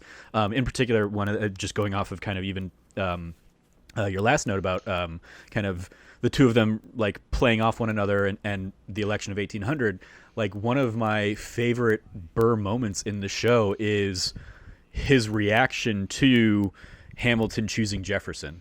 Like the emotion just dropping on his face as this person that he's always viewed as a friend sides against him in his greatest ambition, is like heartbreaking, and he like immediately has to turn that back on and put his smile on and go talk about like, I look forward to being your vice president and stuff, and like that doesn't come across at all on the album. It's like clearly that would be a moment that hits you, but getting to see it makes it completely different in performance. So I think and given that like he can still go out there and do like The Room Where It Happened and do all this crazy movement and stuff, and it's not like the singing quality isn't dipping or dropping at all, is just a testament to what great caliber performers they were on Broadway. Yeah, and I completely agree. I think even places where it does maybe dip tonally or like in terms of breath support and all that tricky technical stuff, like the performance is so evocative that you don't need it to be flawless. You just need it to make you feel something. Yeah, I mean, again, like, which is kind of what performing is. The fact that they did, like, the fact that King George does just drool and spit and you just see it, like, that's another one of those moments where it's like, if this were, a more if this were a different show, if this were like the Newsies, show that they put out that is also on Disney Plus, like that removes those little elements. Like you might occasionally see like spit flying across the stage or something, but like they do enough takes or they record enough things that they will put in like a good take. And the fact that they leave in something like that is like a what otherwise could be considered like an impurity of the show or something like that is just like it's another moment that's like more interesting. And obviously like Twitter blew up about it and kind of stuff, and they were like, oh my god, he's so drooly and stuff, but it's like that's the reality, especially if you're doing a show like that, and being a Broadway performer trying to sing to the back of the house and stuff. Like it is incredibly easy to, I mean, even like in my acting kind of background, I never really did too much on the musical side of things. I was much more of a straight play kind of performer, in part because I don't have the confidence in my own singing voice to like ever really feel like I should audition for a musical, and because I have a very low range, so I can't ever hit like the big tenor notes or whatever you need for most of these songs. Not many parts for basses. Exactly. It's usually like the villain of the show or something like that. Like I could do a killer Judd Fry in Oklahoma, and that's about it. But like so even doing like stage play, like, you know, I've been in Shakespeare a number of times and stuff, and I will absolutely, if I'm, you know, in the throes of a speech or something, I'm trying to get it out to the back row, and a lot of times that includes, you know, whatever saliva is building up in my mouth at the moment. I don't, you know, you're getting the words out with the, you know, the fury and passion or whatever, and sometimes that includes the spit as well. And I know a lot of Broadway like performers that kind of talk about that. Ben Platt, who was Evan Hansen in Dear Evan Hansen, I remember seeing an interview he did with Stephen Colbert talking about, well, yeah, it's a great show because Dear Evan Hansen like is such an emotional show that like very early on you're like sobbing and weeping, and that is completely like draining out your nasal cavities, which makes it really easy to have like that great full voice because your head is basically hollow. But the flip side is, it's, you know, you were drooling or snotting and spitting and stuff, and it's just like, it's an ugly thing that, you know, the people in the back row don't see. They don't, like, they can't tell the difference. They can only hear the great quality of voice and stuff. And so, like, I always think about that, like, that sentiment as well in kind of the imperfections of theater a little bit. Sure. It's a commitment for sure. And I would say too, the accent that Groff puts on, that like bizarre, like not quite British, just sort of maybe posh and kind of silly sounding, is all like those really long vowels, which just elongates your jaw. So like the drool's just gonna fall right out of his mouth, basically.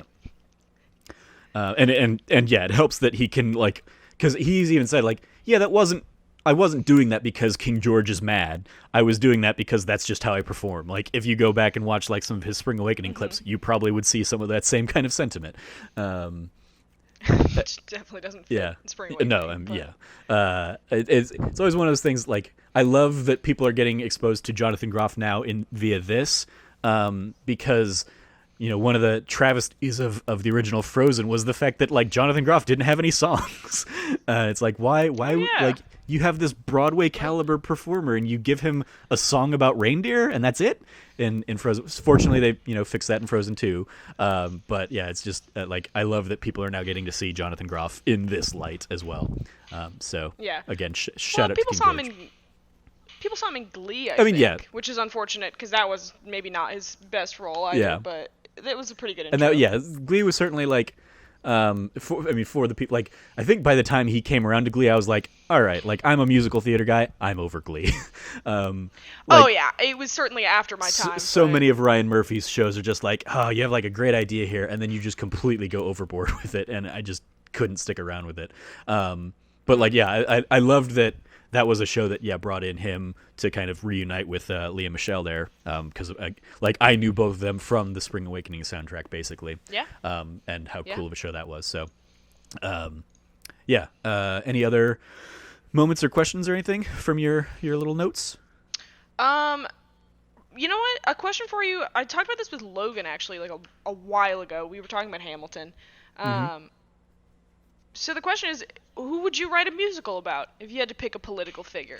Because it seems like such a weird intersection. And we had, like, there have been political, not political, well, there have been political musicals, but like musicals about politicians, Bloody Bloody Andrew Jackson and stuff like that. But like, who would you pick? Who would you write a musical about? So it's interesting because I was gonna say, I don't know if I'm certainly not the history buff that Logan is, so I like that honestly wouldn't be my go-to topic probably. Like, I would want to, like, the dream musical that I've always had in the back of my mind is more akin to like a Ready Player One, where I just want to bring in a musical where all of like my favorite video game characters come together and have to perform a musical. Oh, okay. I'd watch it. But to the historical context, I would say actually, like, as I've seen Bloody Bloody Andrew Jackson. We performed it here when I was at Phoenix Theater. They performed it. It's one of the very few musicals I've gone out and auditioned for. And I at least got a callback for it. I didn't end up getting cast, but I was like happy to get the callback. And I was more happy because the director was a friend of mine who I'd worked with many, many years in the straight theater world. He was doing straight play world, and he was directing the musical. And our his stage manager for the show, who I had worked with as like her assistant stage manager many times, she sent me a text after my audition that was basically him texting her, like it was a screenshot of their text conversation being like, holy shit, did you know Trevor can sing? And I was like, aw, I definitely can't, but thank you. Like I was very moved because I sang, I want to say I sang Give Me Novocaine from American Idiot as like my audition song. And so Bloody Bloody Andrew Jackson is definitely, because they did that, I want to say 2014 here in Phoenix. And I think that is a show that was ahead of its time and would have like such a different, like there would be a different perspective. Like the revival of Bloody Bloody Andrew Jackson now in both a post-Hamilton world and a post-Trump world would be a fascinating like play to see. So I kind of just want to see that again and see that in the context of here, all this stuff. But yeah, I'm trying to think if I wanted to go with like another historical figure, if there are any that like really jump out to me, and I don't know, like who was your pick, or who was Logan's pick? Well, I'll say Logan picked Bill Clinton because Logan is weirdly obsessed with Bill Clinton. That sounds right. I picked JFK because I'm from Massachusetts and he's like a hometown boy. But I also think Kennedy's presidency was fascinating. The whole Kennedy story is fascinating. The Kennedys are a cursed family, and I think that's a really interesting idea for a musical because there's so much content to it. Or like the whole family is cursed. But yeah, I picked Kennedy. I don't know enough about. I'm not a history person, you know. My dream musical is like probably based on an album or something, like.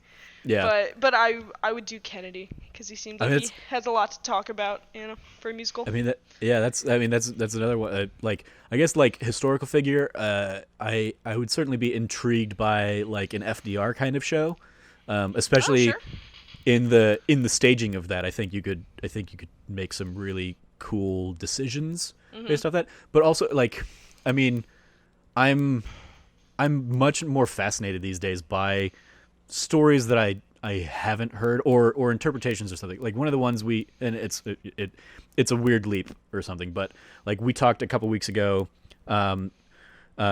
Josh Brown, who they do a podcast called The Castle Vault, which is another Disney Plus podcast, weirdly. But what they've been doing is they've been going chronologically through Disney animated films, and they were around Hunchback of Notre Dame at the time. And I introduced him to this production that I want to say Fifth Avenue Theater in Portland did, I don't know, 5-10 years ago, something like that, whenever they did Hunchback, and they cast Quasimodo as a deaf actor. And so he's signing the songs, and one of the gargoyles is basically singing them, and there's a beautiful video out there of that kind of dynamic happening. And it just put like such a different lens onto that show that even that like makes me want to say like I would love to see a Helen Keller kind of musical or something like that. Some kind of like very, you know, a character that we haven't seen their voice and what that kind of, how that could be interpreted, and seeing it, you know, with a actor with that kind of ability or disability, I guess. Another one of my favorite plays that I've seen in recent years. Oh crap! I don't remember the name of the show now, but it's a straight play that centers around a deaf actor and a deaf person, and when the show is done well, it's done because they bring in a deaf actor to sign, and you have basically subtitles letting the audience know what's being said, but the actors themselves are signing out the kind of dialogue, and like he has a girlfriend who is going deaf, and so she's kind of and it like even delves into like the hierarchy of deafness, and how, you know, people who were deaf by birth look down on people who, you know, became deaf over time or something like that, and you know, this guy's family, you know, who speaks and doesn't have the disability but had to learn how to, you know, sign to communicate with their son and all this stuff. And it's just like a very fascinating kind of story that I don't, as somebody who, you know, incredibly privileged in pretty much every aspect of my life, I love getting to see and experience those stories that I wouldn't otherwise experience. I don't know if you saw the movie last year, Peter and Butter Falcon. It was a I want to say like basically the character, the main character is a character and actor with Down syndrome, and he's trying to break out of his parents are dead or something like that, and he's trying to break out of the group home that the state has put him in because the state doesn't know what to do with him without a relative, but he is in love with like 80s backyard wrestling kind of thing, and so he goes out and like he watches this like 80s wrestling promo thing every day and wants to go to this wrestling school, and so he breaks out of the group home, meets up with Shia LaBeouf, and they basically go on a Mark Twain-esque kind of journey to go find and pursue his dream. And just like I went into that film not even knowing that about it. I just heard people like Joey Noel say like, this is a really good movie, you should go see it. Yeah. And watching it and being like, this is another story that I've never been exposed to, and I love getting introduced to those kinds of stories because again, I've seen more stories about people that look like me, white guys, privileged middle class white guys, than I ever need to see again. Sure, like and that's a super fair I'm point. okay when I see them, but like I and I can certainly personally identify with them more, but like I love getting introduced to other stories. So characters like that. I mean, like hell, actually, here's one I will go with. I remember in high school reading Malcolm X's autobiography, and I would love maybe a almost Hamilton-like show, because Hamilton obviously it centers as much around Aaron Burr as it does around Hamilton, basically. And so I would love like a show that is Martin Luther King and Malcolm X and their kind of different ideologies in the civil rights movement. Like that would be fascinating to me, I think. So yeah. And it's certainly a story I'm not going to tell. So I would love to see, somebody who can appropriately tell that story, an Ava DuVernay or somebody kind of jump out there and absolutely take the reins on a story like that. Cool.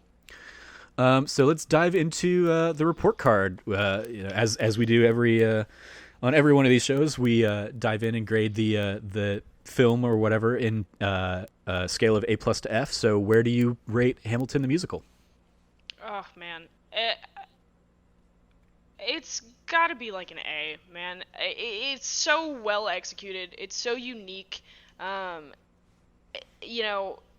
Lin-Manuel Miranda has done stuff not like this before, but like In the Heights was his first like semi-big one, and that was a similar concept where like it's non-traditional Broadway. Yep.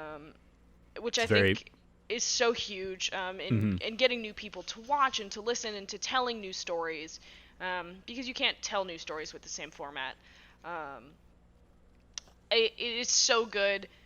My biggest issue with it, again, is like the sexism that you see in it, just because I don't think it had to happen, and it's, as a woman, maybe just exhausting to see over and over again, and to see like I said, the word whore is like not cool.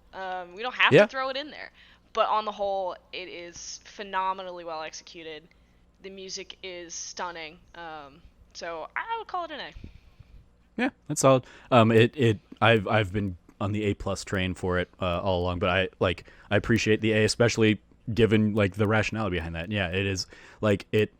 I can't imagine, again, from my place of privilege, how frustrating it might be to see a show as celebrated as this and to have such like a glaring flaw like that, and just constantly have to be like reminded of that and it's just kind of like brushed aside as like that. I can't imagine how frustrating that could be, just as like a recurring thing, as it relates to the show. Because it doesn't add anything of consequence to that, so it is must be a frustrating just element of the show. Yeah. Well, extra credit other suggestions for if you do like Hamilton, the two that Hamilton very much, or that Disney Plus is very much promoting to people right now, are a couple of little Zoom interviews / documentaries on the show. One being The Undefeated Presents Hamilton in Depth, and then the other being Hamilton History Has Its Eyes on You. Highly recommend both of those. They're 30 to 45 minutes each, I think. And then I love that for whatever reason Disney Plus basically changed their algorithm away from this, but in that first weekend, the first thing that jumped out at you was Sound of Music. Oh, if you liked Hamilton, go watch The Sound of Music. Go watch the whitest of the white shows. So Sound of Music was on there. Annie is another one. Newsies, the Broadway musical is another one that, like, while I think it has incredible performances, it also really only has like 2 women roles in that show of note, and it's one of those I'm just like, man, that is putting it strongly. So well, I would say like the girl, and I would say the not Mama Maybelle. Is it Mama Maybelle? I don't know. The woman that owns like the brothel that Jack Riley kind of like hangs out at or whatever. So those are the 2, and then you have like a couple very miscellaneous people like the Pulitzer's secretary or whatever. But yeah, it's like watching it is like, man, I wish there were more women in this show, and I wish the balance were just a better balance. Yeah.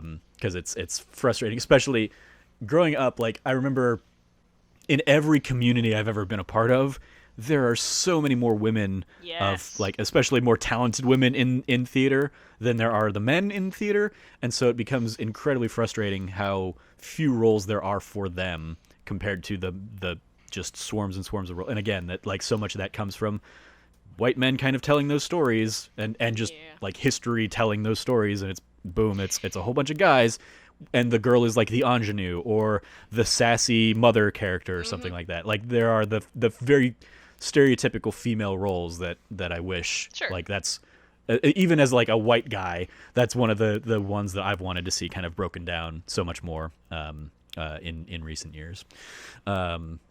And Newsies is like the poster child for that, because like, hey, look at all these guys a-dancing, and the one girl in the scene with them that is that like they make a point of basically being like, look, she's the one girl here, everybody. Yeah, it's such an easy cop-out to be like, well, it's a historical show, so it has to feature men, because women were not invented till the 1950s. Like, exactly, yep. They were there, and they probably did stuff, but men write the history books, so how would you know? But, more women in shows, please. Yep, absolutely. Other options there are Celebration of Music from Coco, Encore, Mary Poppins, High School Musical, the musical, the series, and the film version of Newsies with Christian Bale. Yeah, Christian Bale. In addition to the Oak Ham for Hams that I mentioned earlier, one of the videos that I always like to share is the Lin-Manuel Miranda performing at the White House Poetry Jam in May of 2009, so 11 years ago now. And he basically performs what is almost the like final version of Alexander Hamilton. Hot off the heels of the success of In the Heights, he was invited to the White House as kind of one of their marquee performers there, and he kind of debuted Alexander Hamilton, and it's alarming to see like how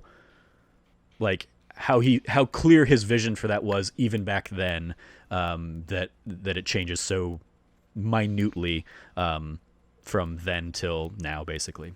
But yeah, that's gonna do it for the extra credit. Extracurriculars. You watching anything else on Disney Plus these days, Jazz?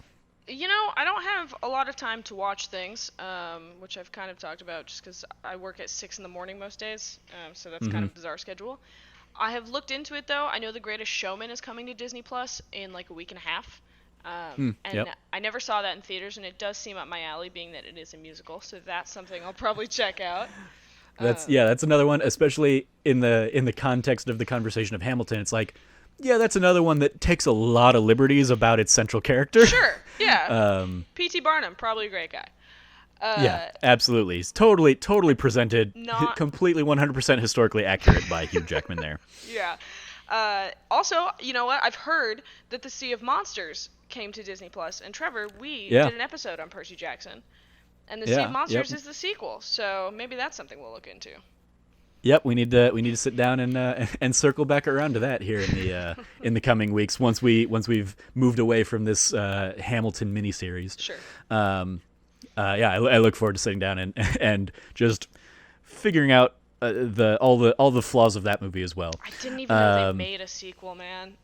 You didn't? No. No, you know that because we talked about the fact that like Nathan Fillion isn't in the first one. Oh, I did know that. This is all a fever dream. That movie was a fever dream. I've blocked it exactly. completely. Like you watched it once and you were like, never again. No, we will never speak of this again. That sounds right. Okay, we haven't talked. I don't think you and I have talked since since kind of the news broke that that he's actually met with and has confirmed now a Percy Jackson series is in the works. You excited for that, I'm guessing? I have been screaming since then, actually. I'm so excited. I hope that it comes out well, and I want to see so badly. Like, I want it to be true to the books.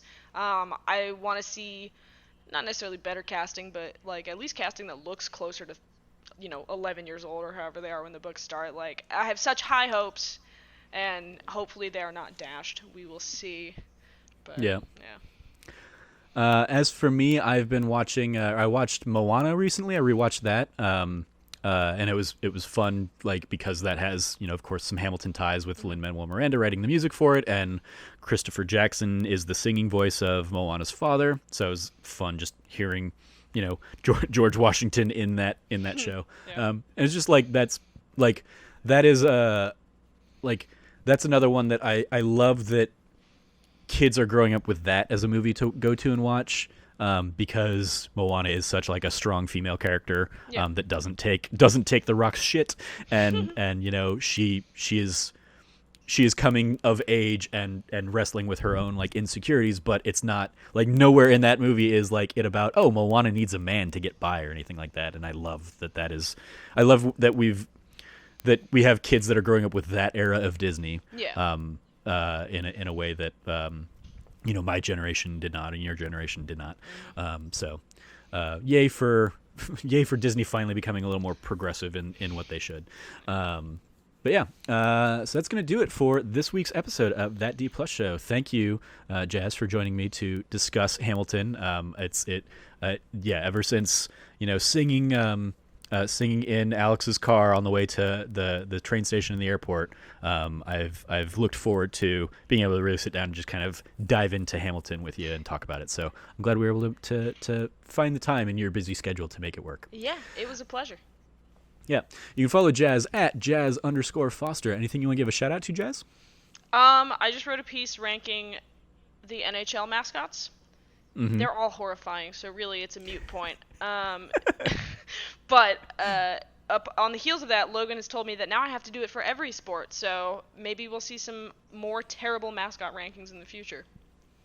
I know so little about the NHL that like when you put that in drafts, I was like, this is the one that Grizzy is on, right? And so yeah, sure enough, I got to Grizzy in there. I was like, okay, yep, okay. Logan, I don't know any of these other ones. I didn't even know the Arizona one really. I was like, dude, he's cute. Like I was like the Arizona. Like I was like, what even is our hockey team? Oh, that's right, it's the Coyotes. Okay, the Yotes. So I'm guessing it's a coyote of some type. And so yeah, I basically looked through and I looked for Grizzy and then I looked for wherever Arizona was in your list and I was like, okay, like Arizona made the top 10, cool. Yeah. But yeah, then like once you added the pictures to it, I was like, oh, I mean, it's not saying a lot that Arizona made the top 10 because of the horror shows of everything else. Logan was so mad at me when he edited that. He was like, how could you talk all the time about how much you hate Gritty, because I do hate Gritty. He was like, and you have him in the middle of the list. I'm like, yes, and I know that. However, like they're all so bad. He deserves to be there. Yeah. It's a horror show. You won me over when you started out with like, here are the ones that are worse than the team that doesn't have a mascot. I was like, I love Jazz's interpretation of things like that. So shout out to absolutely shout out to that piece. Go check that out on That Nerdy Site's Jazz's ranking of the monstrosities that are NHL mascots. You find that you can find me at Trevor J. Starkey on Twitter, and that's my plug is go check out Jazz's NHL piece as well. You can follow all of the latest from us over at That Nerdy Site. If you want to be part of the show, you can go to thatnerdysite.com/D+guest and let us know. Fill out a little Google form there. Let us know what Disney Plus offering you want to talk about. Or just hit me up on Twitter and be like, yo, I'd love to talk about Hamilton or any other Disney Plus offering, and we'll try and collaborate and make that work. If you liked what you heard, please like, rate, review, subscribe, share the podcast with your friends, and all that fun stuff. And if you do feel so inclined, you can always help support the show on Patreon at patreon.com/thatnerdysite. Thank you for joining us. As always, stay nerdy, be good to each other, and class dismissed.